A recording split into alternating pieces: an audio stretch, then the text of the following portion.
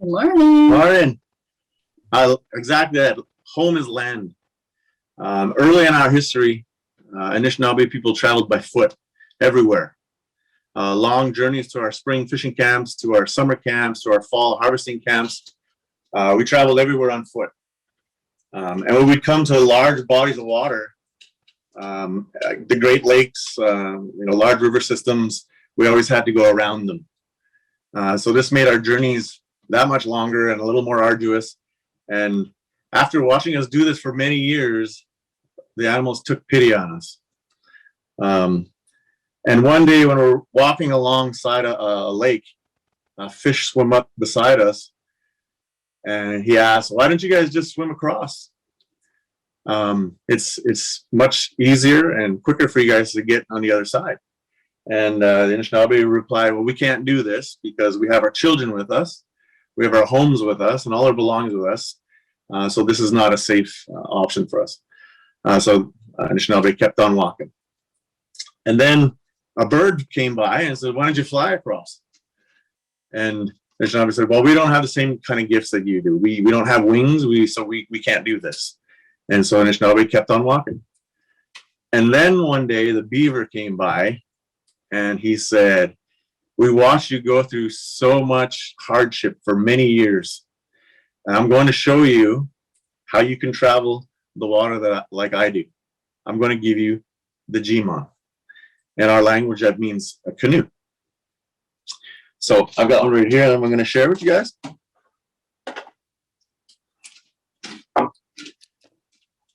So the beaver offered his body, and he said, "If you remove my spine and my tail, you have an abui." That's the paddle. "And if you open up my ribs, you have a frame." Sorry.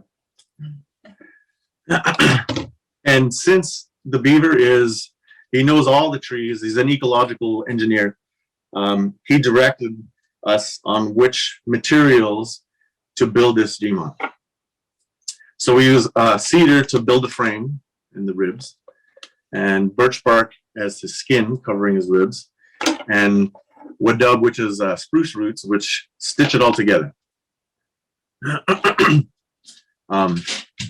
So this canoe is a gift that was given to us from the beaver.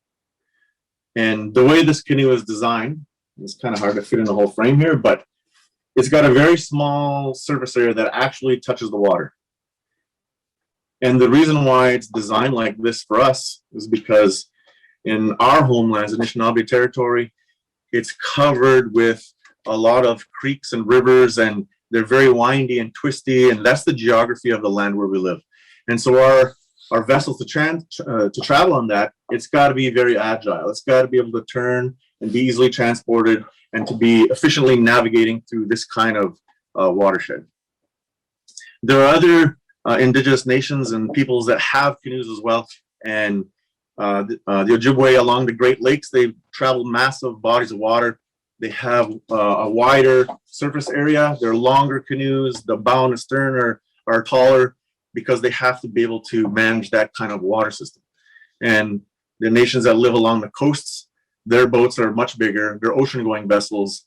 So for us, when we see the shape of a canoe, we can tell which territory it comes from because of its design. So for us, this canoe represents our home here in this area, Anishinaabe Aki, and Kitigan-Zibi, where we live, is kind of like right at the heart of it. And we're at the confluence of the Gatineau River and the Desert River. For those of you that don't know exactly where it is, it's about 130 kilometers northeast of Ottawa. So how many different ways do we understand the word home?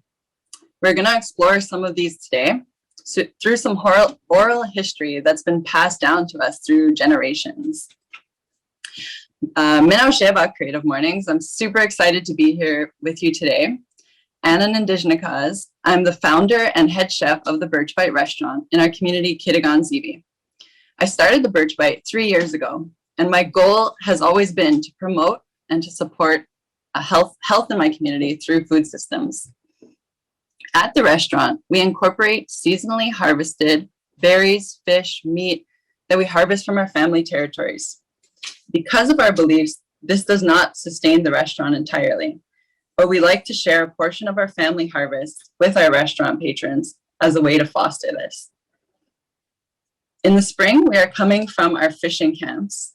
So you may see some walleye tostadas, wild garlic pesto to duck fried wild rice on the menu. We also harvest different plants and berries weekly to make our own fun twist on bubble teas, like strawberry cedar or blueberry wild mint. One of my favorite side projects is to work with the youth at the school. I volunteer teaching cooking electives to the high school students, getting students involved in the whole process of growing food, harvesting from the land, preparing the food themselves. Doing this gives them a greater appreciation of whole foods and the positive impact it has on not just the physical health, but the mental health. So at the Birch Bite, we've been a part of the school garden program since it launched in 2019. And we just partnered with the community school to build a dome greenhouse. Also, a new social enterprise that we've been working on and is set to launch is Minobadeg Learning.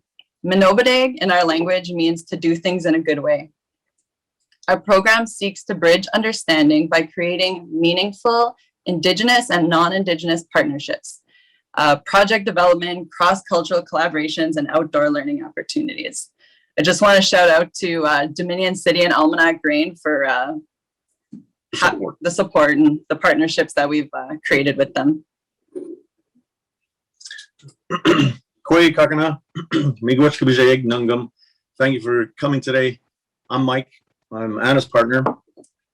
I work as a conditioning coach for our community athletes here in KZ. I teach science at the high school level, and I've been the educator in the Indigenous Science Futures program at McGill University for the past 4 years. I come from a family with a strong background in land-based knowledge, literacy of the land, really. And my main goal as an educator has always been to develop in our students and youth in the community the ability to see and understand the world from two different perspectives. One based on our Anishinaabe worldview, and the other from the Western understanding of learning in that perspective. I'm a curriculum developer that changes the way learning happens in our school. Instead of using provincial curricula and learning outcomes as a template for my classes, I share a teaching or a story from our community or our nation, and I build my classes around supporting that. And for just to give you an example, at the beginning of a school year, instead of starting learning like things like the periodic table and atomic structure and atoms and molecules and stuff, I start with the fire story, which is part of our creation story, and it describes the birth of the sun, the origin of the sacred fire, and the sunrise ceremony. So it's really at the beginning of our universe.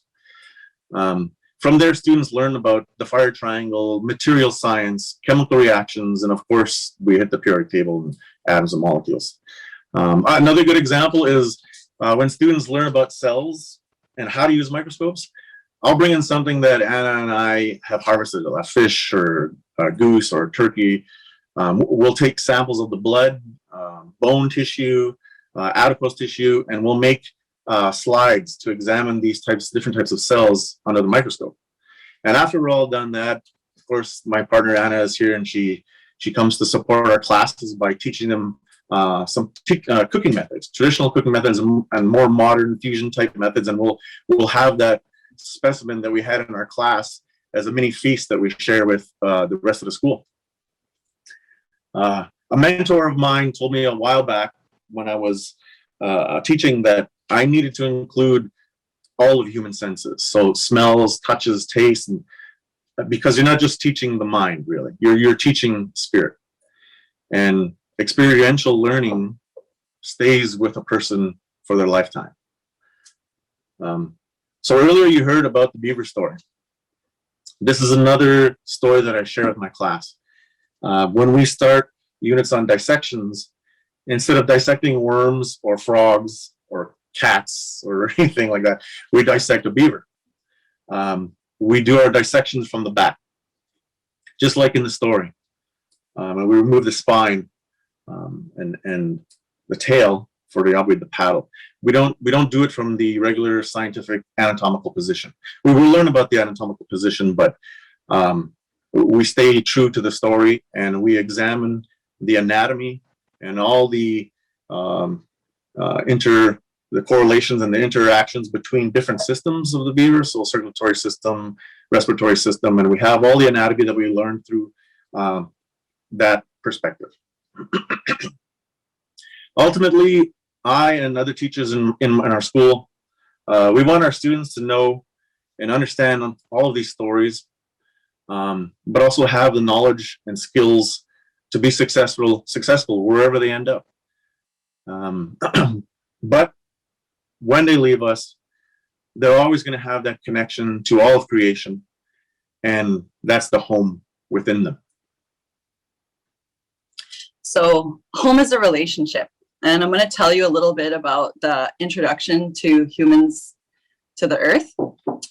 So the creator called a council fire, and he wanted a representative from all nations to be present. The fish nation, the bird nation, the four-legged nation, the insect nation, and the plant nation. When the time came, all of the representatives were at the fire, and the creator said he was going to introduce a new being, and this being was going to be different than any he's ever seen. So the new being would be pitiful, weak, and he would not be able to survive on the earth without the help of these other nations. So he tasked each of them to help the human exist in any way they can. The first to step up was the bear. He offered his tobacco to the fire, and he said, "I will give the humans my body." And the smoke came up from the fire, and it was in the shape of a human. The next to come was the eagle. He said, "I'll offer the humans my eyes so they'll have vision." And he put his tobacco in the fire, and the shape now had two eyes. The next to step up was the moose. He said, "I'll offer the humans my legs so they can overcome any hardship," and put his tobacco in the fire, and the smoke came up and showed an image of a human with long legs. The next was the beaver. The beaver said, "I will offer humans my work ethic so they can persevere." And this went on until all nations had given their gift. But the last one was the flea. And he said, "I will give the humans my mind so that they will know that they were just but a small speck in the universe, and to always be humble and respect these gifts.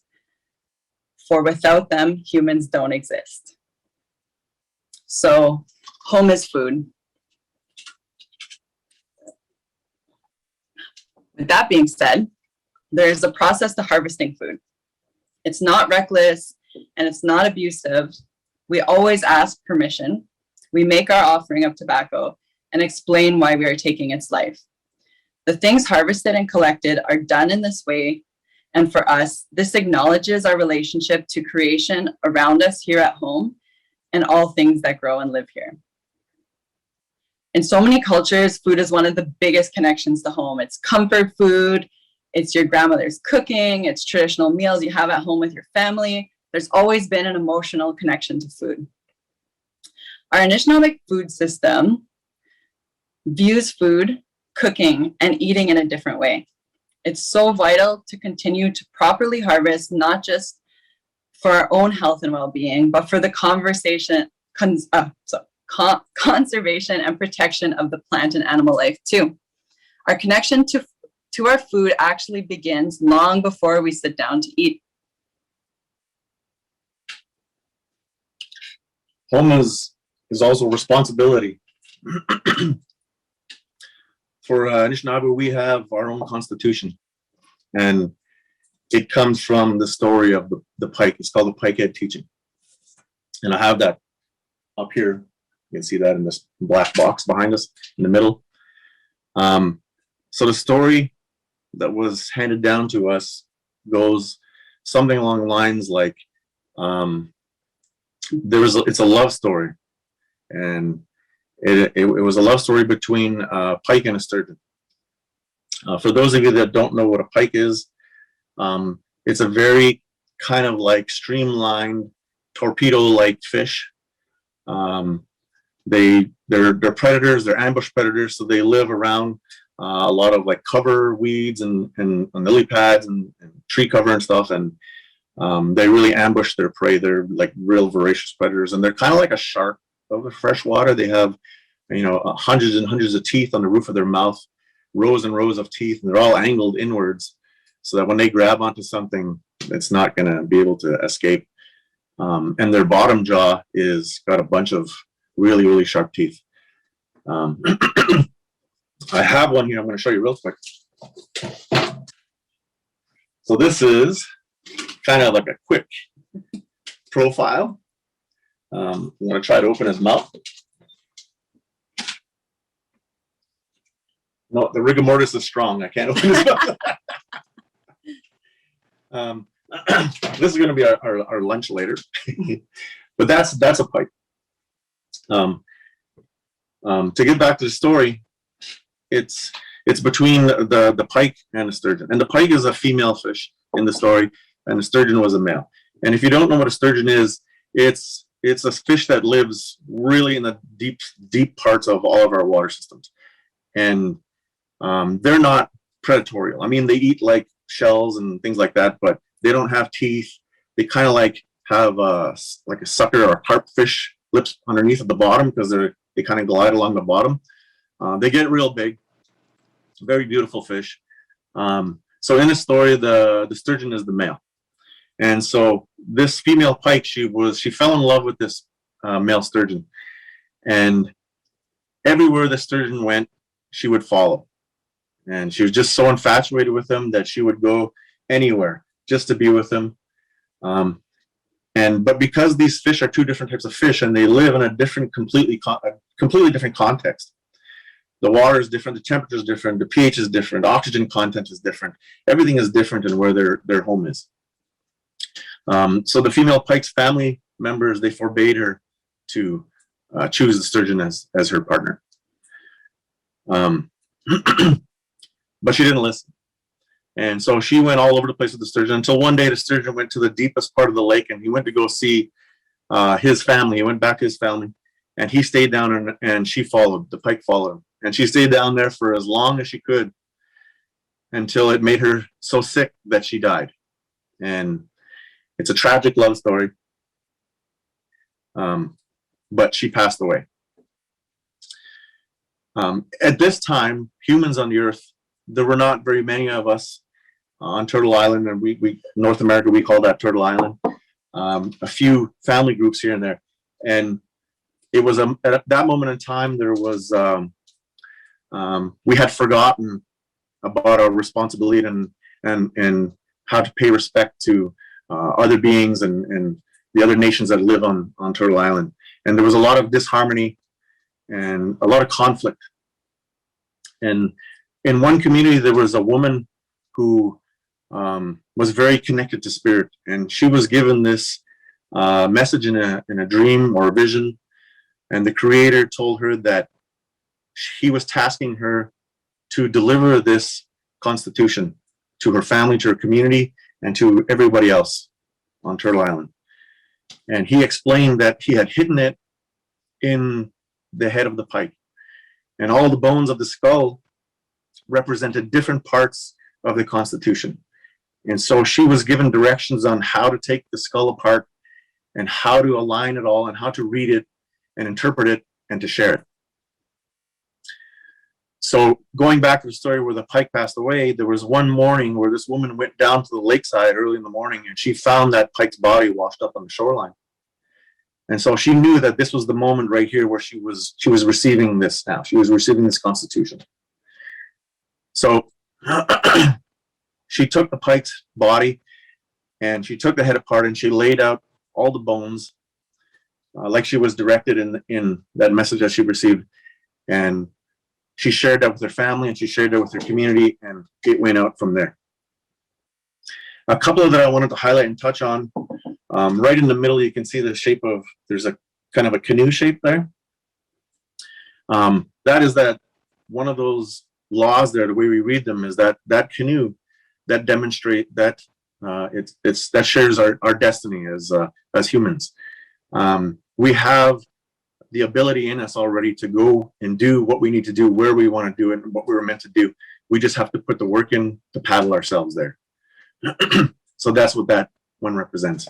And the one that's underneath it that looks like a butterfly right there, that's the Memingwe law. Memingwe in our language means butterfly. And if you think about how a butterfly flies around, he doesn't fly in a straight line. He kind of like flits around, bounces around all like random and very lightly. And so what the Memingwe law tells us is that we have the freedom to move about our home.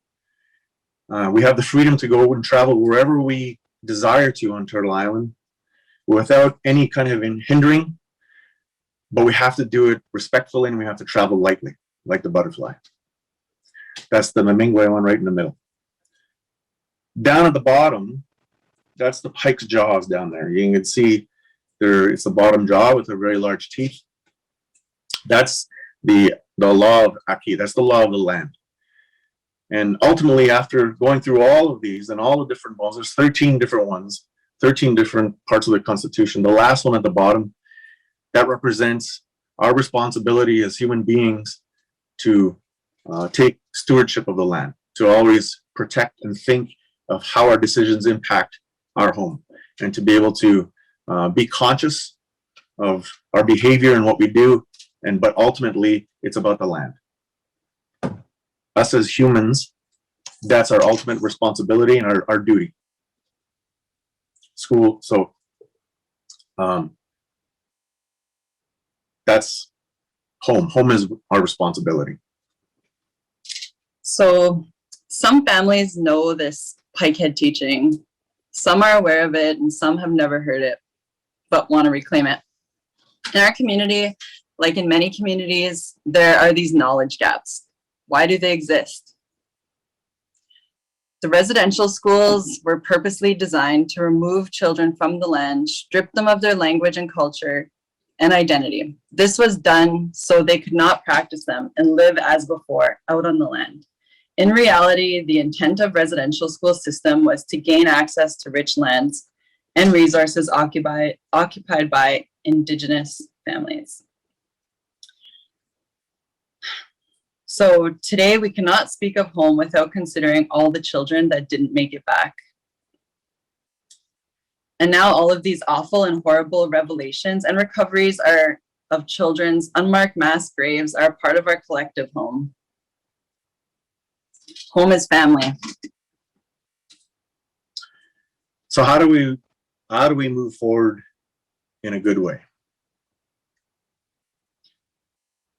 It takes collaboration and partnerships to foster education and understanding, definitely. But some immediate steps could include learning about the residential school system, learning about the atrocities and the genocide that was committed, and its ongoing impacts to this day. Read the 94 calls to action tabled by the Truth and Reconciliation Commission. Learn about whose territory you're currently living on, and learn about this land back movement. Home is land. Home is relationship. Home is responsibility. Home is family. Really, home is within each of us.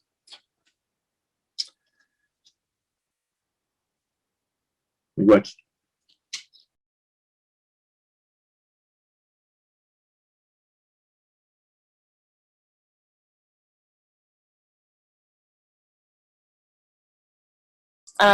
So my question to you, Mike and Anna, is out of, we were talking about all the senses. So which of, all of these senses reminds you or connects you most to home in your perspective? What's your favorite sense of all of them? I would have to say sense of taste. Yeah, growing up, I was just surrounded by food. My family is very they're all cooks. And we welcome anyone into our home. The first thing that any of my uncles or grandparents would do is just invite them in and have some food and share some, a drink or food or something like that. So I really grew up with that. And and just like learning all the stories. Like I still continue, like I go see my uncle constantly, and just he talks about my grandfather and my great grandfather and all their time spent on the land and how they've like prepared food. And it's really fun because we like to I like to continue to do that and continue to do things in the way they've done. But yeah, definitely I love to eat. She has such a complex palate, ability to taste flavors and to put things together. I don't know if she's some kind of she's got some kind of synesthesia or something, but she's like, things like we could eat something and she can pick everything out of it, how it was made and what it was prepared with, and it's amazing. But to answer your question, for me, I think it's sense of smell. That's one of the things that reminds me when I was young, and it's a story about this experiential learning and something that sticks with you. You have like an emotional connection to something, it sticks with you for the rest of your life. And it's a story about when I was a young boy. I don't know how old, maybe I was like 9 or 10 or something like that. And my grandfather woke me up and he says, "Come on, we're going to go and pick some medicine." I said, "Okay." So I got ready and I put my shoes on, and he says, "You better go put your boots on." I was like, No, I'll be okay. He's like, "Okay." So we left. And so we went down, and what we were looking for was cedar branches, cedar leaves. And if you know anything about cedar, it only grows around water. So being there and looking for appropriate medicines, like you have to like break the leaves to smell it. You got to get the smell of it to identify what is appropriate for what you need it for. And so learning that smell stuck with me forever. And what else stuck with me forever is that I found out that you got to walk through swamps and creeks and stuff to go and find the stuff. That's another lesson that I learned is you listen to your elders for sure. Yeah, there's a reason why those boots are important. I love that. Can I ask a follow-up question really quick? So we were talking so much about food, and I'm so excited. I'm in Denver right now visiting my home, and I'm so excited to come back and try the birch pie. And I'm so curious, what is your favorite home cooked meal? Or for both of you, but I'm very curious, what's your favorite home cooked meal? I have to say for myself, it's moose stew. It's something that's so like the way my dad makes it. It's so simple, but it's like the best thing in the world. I was just talking about this the other day too. That was my last meal. Like, I could probably eat it every day. It's so comforting and simple. For me, it's an egg yolk ravioli. Anna makes she makes her own pasta and stuff, and she makes these big raviolis. They're like this size, and it's like on a bed of goat cheese that she mixes with different herbs and stuff, and then she just cracks an egg yolk in there and covers it up, and the ravioli is, I think it's like fried with like sage and other kind of stuff and bacon bits and maple syrup and everything. It's the most beautiful. Like, he's extra and spoiled at this point. I'm like someone, I cook all day, so I come home, I just want like a simple someone cook for me. Unfortunately for her, I only do bush cooking. That's the only thing I know how to do. It's the best kind of that, I love that so much. That's wonderful. Yeah, so everybody's like, "Oh, I'm drooling now. I know I'm super hungry. I should have had breakfast before this." When are we coming over for dinner, Anna? Anytime. Yeah, so lovely. It sounds amazing. Yeah, I see that Denise has a question. Oh, sorry, Mike. No, it's okay. It's okay. Over to you, Denise. Thanks. I'm just trying to figure out how to ask this question. It's kind of a big one. In a way, I think I really appreciate what both of you have been telling us this morning, and thank you for sharing all that knowledge that there's such complexity importance in what you're saying about home, and really this has to be the best Creative Mornings session on home across the world, as far as I can tell. I think I really appreciate it also that you told us, you suggested some ways that we can start dealing with the role of white settlers in what's happened with Indigenous peoples, and I think in Ottawa we're getting really good at land acknowledgements. You know, we can say we're on unceded Algonquin territory, but we haven't moved yet to what that means. And I'm curious to hear what you think about what that means. I know you're doing the work already, and you're probably tired of people asking you, what can we do? But there are so many opportunities I think we have to really think about what land back means for our home in Ottawa, the home we've made in Ottawa as settlers. And for example, grandfather William Commanda had pointed to this inclusive vision of what at least Chaudière and the Victoria Island, the islands could be. And we've ignored that. We had this open, welcoming opportunity to create, the Circle of All Nations idea, and we closed the door on that as a city and a community. Are there, even at a small level, ideally big level, but at a small level, are there ways that we can start actually being treaty people and understanding what it means to live in Ottawa, which is unceded Algonquin territory? Is it supporting the work you're doing of resurgence in your community, connecting people to their stories? Is it stepping back from a piece of land? Are there other things that you think we can do? I mean, that we could actually do together? We have, 60 some people in the virtual room right now. What is it?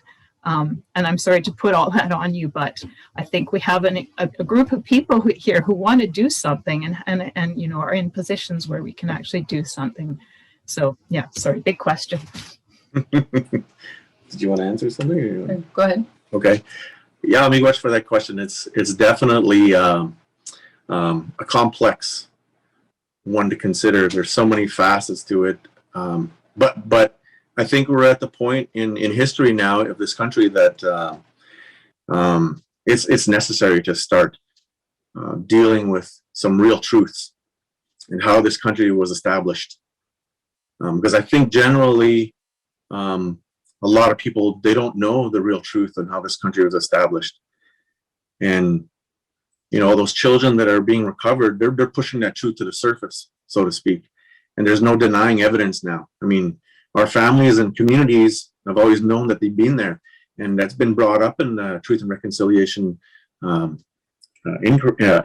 Commission report. And the government of Canada refused to go and look for them.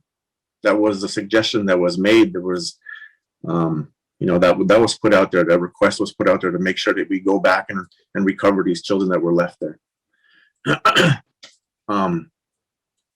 So I think it starts there, definitely. Just learning about it, acknowledging it, and accepting the truth. Because we just been spitting in the mud. Because there's so many, there's this kind of like narrative of denial, and there's this kind of like, refusal to really take a good, honest look at the history of the country, not just the country, but the land, and how people came to be where they are now. And if everyone goes back and just learns about that, I think that there's some hard truths there that they're going to have to face. And so, like, this whole notion of land back, it's not just understanding and knowing how the land came to be for you and where settlers are, but it's sharing political responsibility, it's sharing economic responsibility, it's sharing resource management, it's sharing all of these things. Anything that has to do with our territories, we should be sharing that. So there's all of that to consider. But in terms of, I think you kind of brought it up in a good way, in that it starts with small things. And, you know, that buzzword reconciliation, I mean, that's been thrown out there, and we've heard it for a while now, and it amounts to nothing really. But I can say that in our experience and with our friends like Josh at Dominion City and his wife Gabby at Almanac, it's like small endeavors. It's like small agreements to do better. And I think it's a responsibility that when you start looking at these hard truths, you realize that just morally, that's something that has to happen. We have to be able to be open to not just learning these truths, but doing something about it, and doing it with heart. And I think that individually, everybody can choose to do something.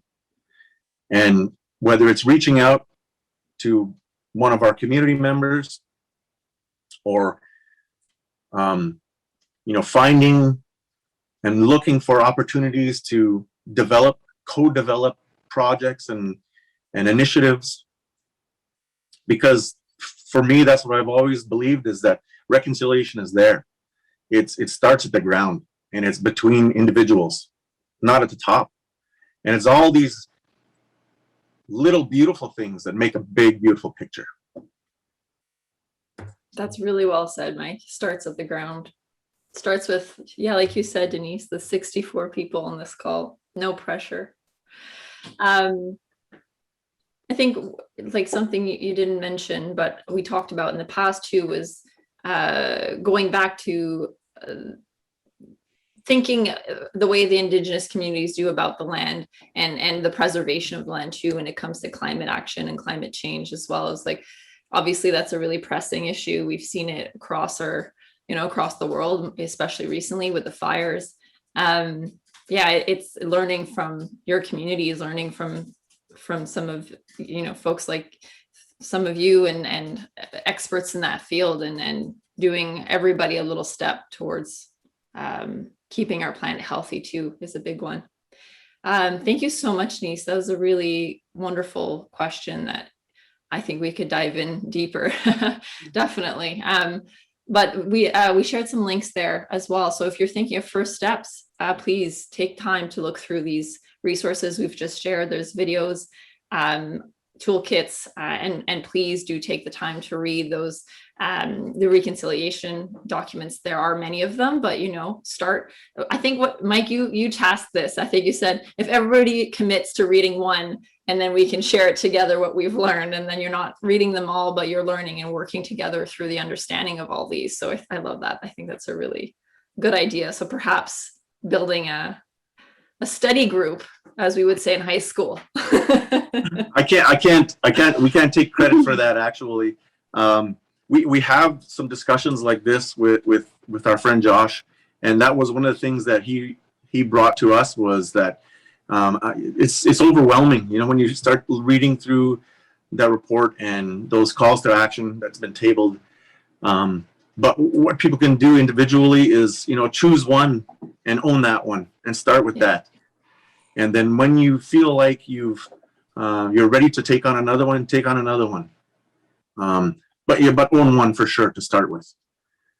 And we can't take credit for that. I mean, we've had many discussions with our friends there, and we very much value their perspective and their input. And it's been such a rewarding friendship and relationship. Yeah, definitely. I love that. Thank you, Josh. Okay, Samantha, we have if you can unmute Samantha, Mar. But first I have to ask Mike and Anna, how fishy is it smelling on your end? I don't even notice it. I was like, that pike is still sitting there, right? It's right beside me. All right, I had to. Before we move on to the next question, can I just add one thing? Maxie, you brought up the idea of like climate responsibility. And this is something that I think, like, because of so much has been happening for us in the last week, that we could have added a plethora of other different aspects to what we shared today. But one of them is, that's something that we're cognizant of, is because we view the earth as our mother. So if you think about it, if your mother was sick, there would be no end that you would go to the earth. There'd be no end, to use that metaphor, but you would do anything for her to be better. That's so powerful. So the way that Anna runs the restaurant, and how she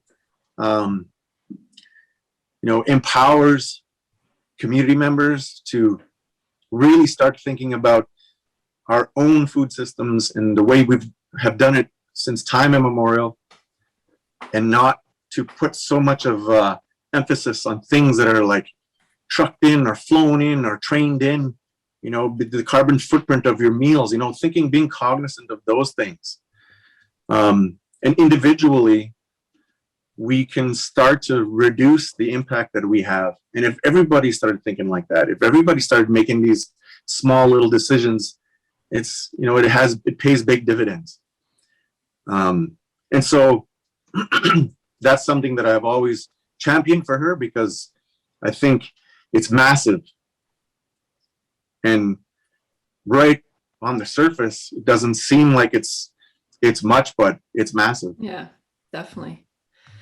Yeah, actually, one of our volunteers on the call, she's always preaching about, reducing your dairy and meat intake, because of that idea of it being trucked in, and the carbon and the cow impact on our ecosystem. And anyways, but another alternative is reducing it, or like you said, looking a bit more locally, doing it in a sense yourself, or someone close. Yeah. Very cool. Oh, Mike, I wish you were my high school teacher back in the day. I think I'd be better off in my sciences if that was the case. Okay, Samantha, sorry, we've had you on screen here and you have a question, so please take it away.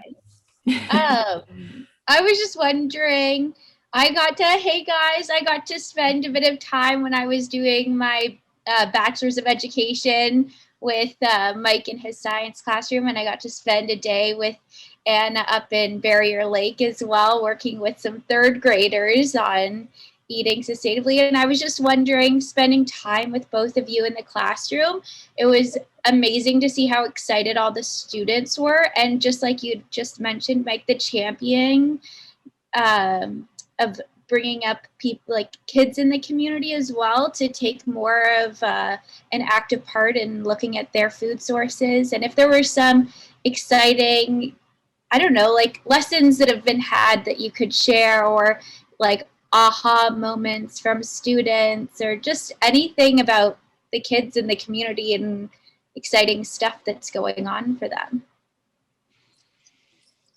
Do you want to talk about like the gardening or the cooking, or? Yeah, I guess so. So we started a cooking elective. So I would go in on Friday afternoons, and I kind of created a little format of just bringing in more fresh, whole foods. And the kids are just so much more like getting them involved in like harvesting some things from the garden, putting it together. They're so much more interested in eating boring things like salads, and we're making delicious smoothies that are really vegetable heavy. They're excited about it. I hear it from parents in the community saying like, I can't believe my kid enjoys eating a salad, or they're like dying to go have a green smoothie. I don't know, those are little like successes, and they're so curious, like, to be hands-on. I was just walking by the garden at one point. I wasn't really there for anything, and there was a bunch of kids just looking at it and like, curious about what foods were growing. So I stopped and I said, go grab a bowl. We're gonna pick whatever's ready here, and we're gonna eat it. And they were so excited just to like dig in and be involved in that. And that kind of was like the first year of the tiny little garden that we had. And it's slowly growing and growing. And yeah, it's really cool. It's becoming a much bigger project now. She's partnered with the school now and they're building a large geodesic dome greenhouse just outside. I don't know if you remember what the school looks like, but in the back, the field there by the soccer field and stuff, there's a little space before the soccer field it's all like flat grass. So that's where they're going to be building the dome greenhouse, and it's all year round. It's an all year round greenhouse. That's so awesome. I was so excited to hear that, and then the connection with Gabby and Josh as well. And it's just been awesome and lovely to get to learn from you again today. Thank you for joining us. It's nice to see you again. Yeah, thanks. It reminds me of what we talked about, which is that you have a program potentially coming up with Ottawa River Keepers and some opportunities for folks to learn. Or do you want to talk about that a little bit? Sure. We had done this one with the Ottawa River Keepers in the past. And so basically the workshop that Anna and I put together, I told them the pike head teaching, and I brought in some pikes, and I showed them how to take care of the meat, fillet the meat, and all that kind of stuff. But I also covered the functioning of the circulatory system of fish and how they use their gills to extract oxygen from water. I brought them some models that I built myself to show how that works. And then we talked about how carbon dioxide is absorbed by water, it becomes carbonic acid. So as we have more carbon dioxide in our atmosphere, the water is absorbing that, it's becoming more acidic. So the pH is changing. And so I showed them a bunch of graphics of like what happens to life at different pH levels. And so just to get them to understand that what we do even on land impacts aquatic life. And so just to understand that it's not to be stewards of our waters. It doesn't mean, cleaning up a shoreline, not just that. That's important, but it's all the other things that we do on a daily basis. And so we had this group of students come in, and I did a couple of really quick labs with them. We did like a little mini earth lab where we had one was a control and we measured temperature of it, and another one was the variable that we manipulated was the amount of carbon dioxide. So basically it was just adding like Alka-Seltzer tablets and having it dissolve and create all of this extra gas in this little mini earth. And we monitored the temperature change on both of them just to demonstrate that in a really kind of like rough form that carbon dioxide has such a massive effect on not just water, but our atmosphere and how that impacts climate change and average temperature and that kind of stuff. And so we went through all of that, and then of course Anna's bringing in the cooking part. So all of the fish that they filleted and prepared, Anna taught them different cooking methods, and then we had a big feast at the end of it. And so that was that was the model that we had done with them last year, and we have another one that's in the early planning stages coming up, more than likely the end of August or the beginning of September. Very cool. And that's a youth program, is that correct? Or is it for anybody, or just I think it's youth. The students that we had some high school level students, we had some college and university level students. Cool. But yeah, generally youth. Amazing. I love how both of you are so connected to your community and sharing your teachings. It's very appreciated, obviously, for our audience, but it's really amazing. So thank you for taking the time to teach us.